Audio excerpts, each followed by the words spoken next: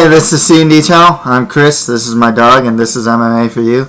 I'm going to be doing my predictions for InvictaFC 7, which happens on December 7th. The thing with InvictaFC, they haven't failed any of their fans with any of their events. All of their events, in my opinion, have been great to excellent, and this one looks pretty good. I am a bit wary, though, because we have seen triple title fights on cards before and not work out so well. Look at Strikeforce Nashville. And there's a recent Bellator card where if Eddie Alvarez versus Michael Chandler 2 wasn't a fight of the year, honestly, the other two title fights weren't that great, as far as just being like fun fights. Personally, I don't think Leslie Smith can have a bad fight. Esparza versus Gadelha, I think, will be a grappling clinic. Murphy versus Nakamoto has a bunch of unknowns. Nakamoto, obviously, her stand-up is very, very strong. Lauren Murphy, though, she's very tough, good wrestler, she could grind it, but it's hard to say, Another thing to note, there's a lot of undefeated fighters on this card. Claudia Gadelha, Lauren Murphy, Miriam Nakamoto, Tecia Torres, Joan Calderwood, Katja Kankaanpaa, all undefeated fighters. Other thing to note here is that it would not be inconceivable to see almost every one of these fighters in the UFC. Dana White recently said that they're going to have the 115-pound female weight division. I can see Esparza, Gadelha, Torres, Herrig, Calderwood, Kankaanpaa easily at 115. They should be. Rose Namajunas, she's another one that should be there. Jessica Aguilar should be there. Among so many others. 115 is a hotbed for women's MMA talent worldwide.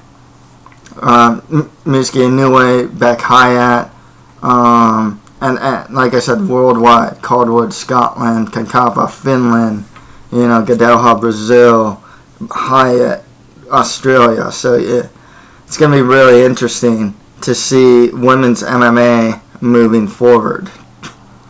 Be interesting to see InvictaFC move with it forward as well. Let's get to the card, though. We got Barb, Little Warrior Honchak versus Leslie the Peacemaker Smith. This is for the 125-pound strawweight InvictaFC title.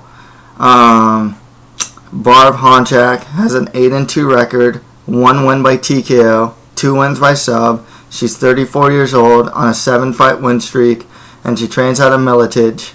She's the InvictaFC flyweight champion. Her kickboxing is improving. You can see that, especially in her title fight against Vanessa Porto. That fight was primarily on the feet, and she did really well in the stand up there. Her wrestling, though, and her ground and pound is really good. You saw that against Aisling Daly, and also against Bethany Marshall. Grounded, pounded Marshall to finish, actually. So Leslie the Peacemaker Smith, though, 6-3 record with 1 draw, 3 wins by TKO, 3 wins by decision. She's 31 years old, training out of Cesar Gracie, and she trains out of Cesar Gracie, and she fights like a Diaz brother, man. Super aggressive, always pushing forward, lots of pressure on her opponent. She'll get him up against the cage and just start unloading to the body and to the head. She has really high output. Technique-wise, she's not the greatest. She is something of a brawler. She is starting to utilize a head kick a lot more to great effect. Managed to knock down Sarah Kaufman with a head kick. She's got a good chin. Her Brazilian Jiu-Jitsu isn't that bad either. Watch her fight against like Raquel Pennington. She did get to the floor. She's getting in the scramble. I think she stayed on the ground there though. We had like Caitlin Young, the first fight, scrambles all over the place when it did hit the ground, and then she got that crucifix from side mount and started just unloading on Caitlin Young. She had classic fights with her. A classic fight with Sarah Kaufman. A lot of people thought that Leslie Smith beat Sarah Kaufman. I gave the fight to Kaufman, but it was very close.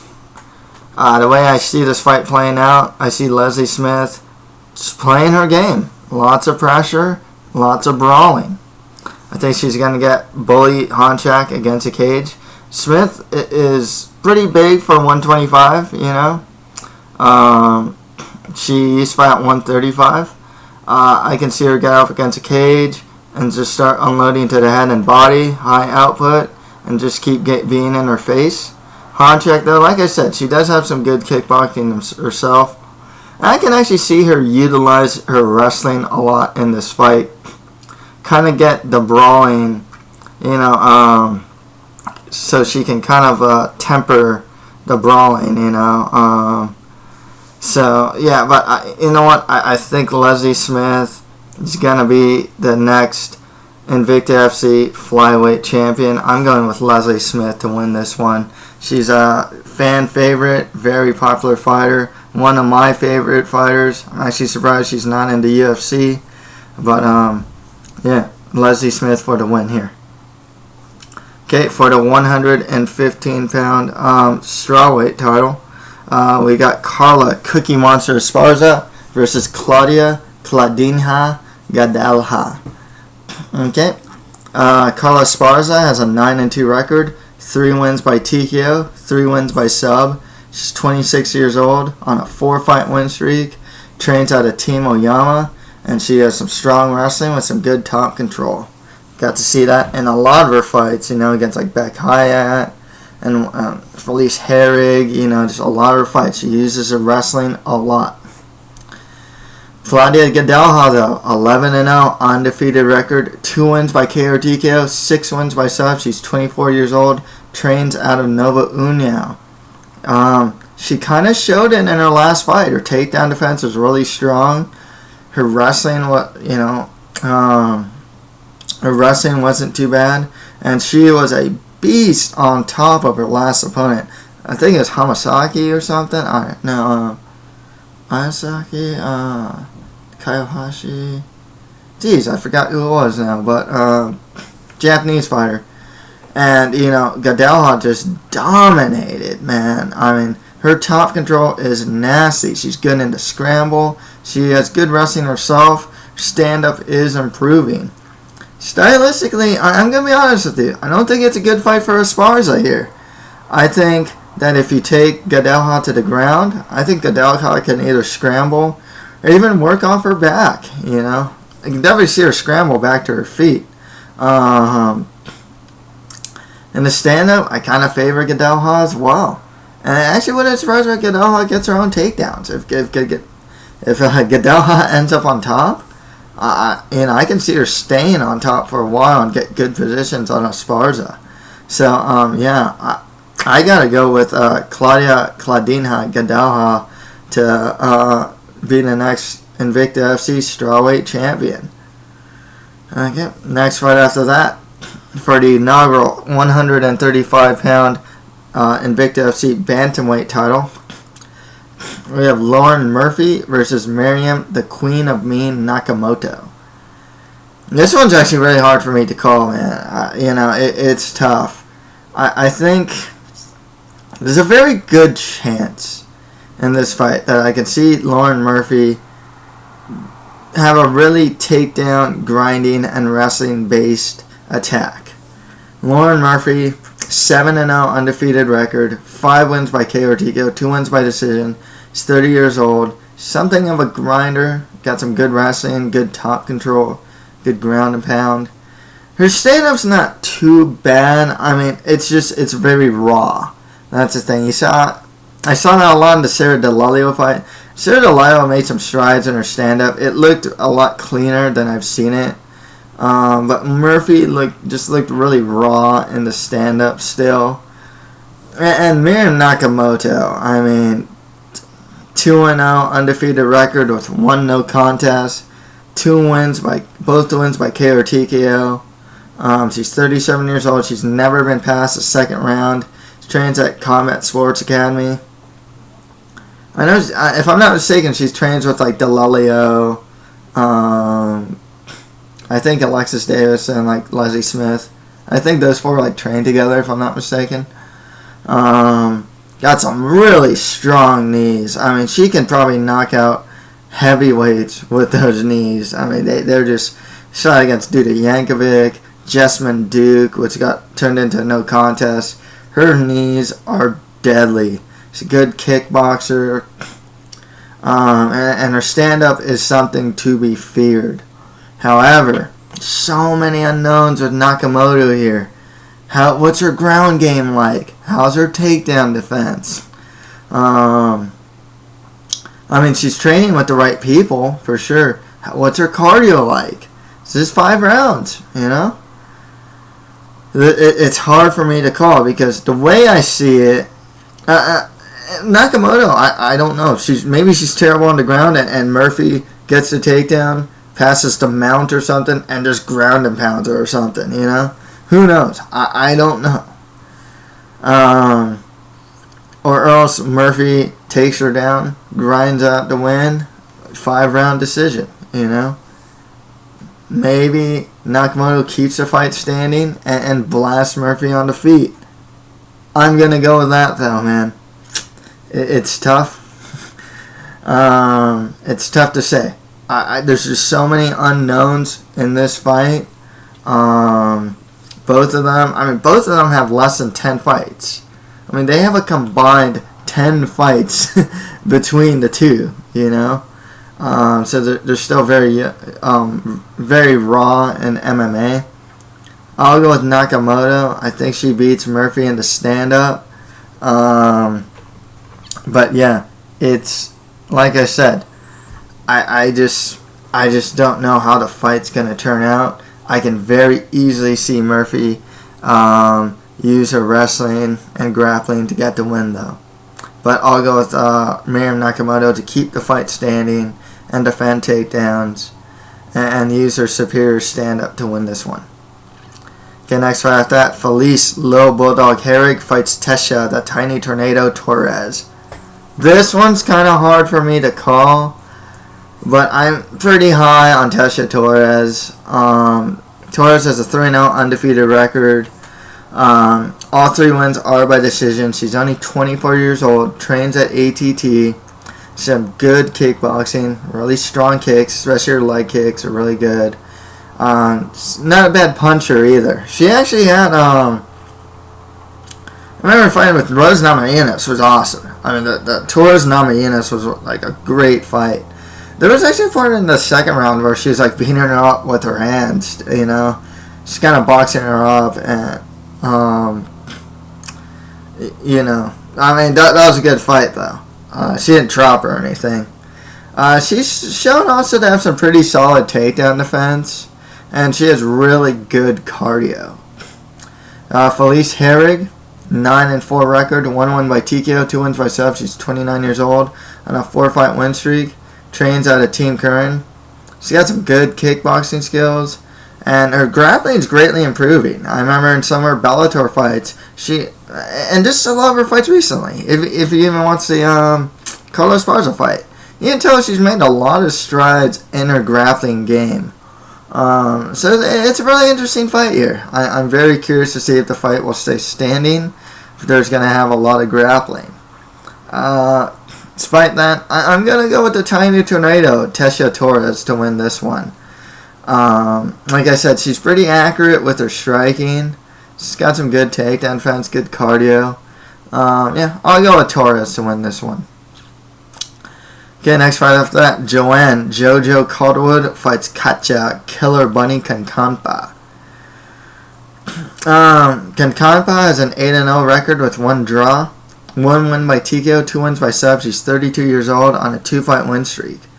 A lot of the fights I've seen her at, she's utilized her wrestling game. She has some good takedowns, pretty solid ground and pound. And actually, Brazilian Jiu-Jitsu in general is pretty solid. She does.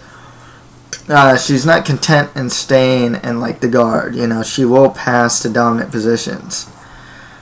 Joanne Calderwood, one of my favorite fighters in women's mixed martial arts. 7-0 undefeated record. 4 wins by KO or TKO, 3 wins by decision. 26 years old. Got some strong Muay Thai, some good knees. She uses range really well. And against Norma Rueda Center, she showed some pretty solid takedown defense. Yeah, I have seen Calderwood's ground game in SFL against Lena Ovchinkian or something like that, or Chankian or something like that. I don't know how to pronounce it. I'll say Lena O. And it looks pretty good. You just don't see a lot of it because Calderwood tends to keep the fight standing. But like I said, you know, uses her range a lot. Takedown defense is pretty solid. She has fought a fighter who was primarily trying to take her down in Norma Rueda Center. And I think Kankaanpaa is going to try and take the fight to the ground as well. I think Calderwood will be able to defend the takedowns and beat her up on the feet. So I'll go Joanne Calderwood to win this one. Next fight after that, Julia the Jewel Bud fights Charmaine Not So Sweet Tweet. Charmaine Tweet got a 4-3 record, all 4 wins by submission. She's 36 years old on a 3-fight win streak. Brazilian Jiu-Jitsu is pretty solid. She's kind of big for the weight class too. And I know she does have, from what I read too, I think she has a Muay Thai background as well.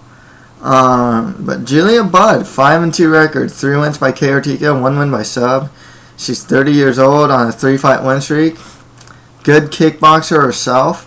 Her wrestling, the thing that she's been winning fights with is her wrestling and her ground and pound. You know, she takes opponents down, passes them out, does a lot of ground and pound. And she's primarily been something of a wrestler as of late. Even watch her fight in Strikeforce against Jermaine Durandamy. She primarily just wrestled. She's also big for the weight class as well. I gotta go Julia Budd to win this one. I think she'll, on the feet, I favor Budd, but I can see Budd taking the fight to the ground, utilizing ground and pound for the win. Okay, next fight after that, Zoila, Warrior Princess Frausto Gurgel fights Vanessa Porto. No softballs for Gurgel, that's for sure. She has a 12-3 record, 1 win by KO, 2 wins by sub. She also has 2 losses by submission. She's 29 years old on a 2-fight losing streak, training out of Team George Gurgel. She does have some good kickboxing skills. One thing that almost every opponent takes advantage with Gurgel, she backs up against the cage a lot. I mean, in a straight line. You know, if an opponent's going towards her, she's moving back, putting her back against the cage. It can be like, even at 115 in Bellator, she's in against Aguilar and Megumi Fuji, you know? With Porto, 15-6 record, 3 wins by KO or TKO, 10 wins by sub. She also has 2 losses by KO or TKO.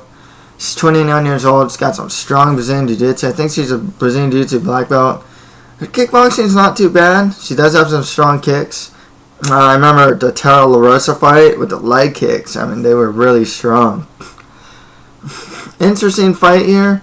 Gotta go with Porto. I think Frausto Gurgel, that weakness with her backing up a lot, kind of cost her in a lot of fights. And I can see that happening here. I'll go with Vanessa Porto for the win.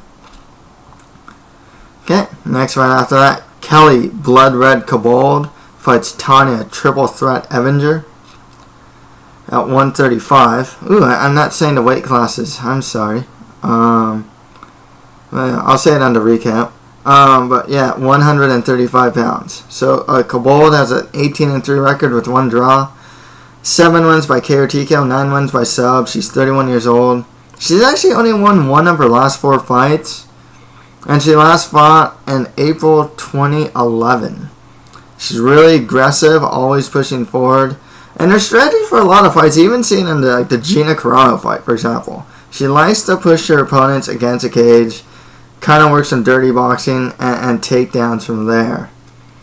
Tonya Evinger has an 11-6 record, 5 wins by KO TKO, 4 wins by sub. She also has 5 losses by submission. She's 32 years old on a 3-fight win streak. Trained out of Team Quest and the Hit Squad. She has some good wrestling and some good ground and pound.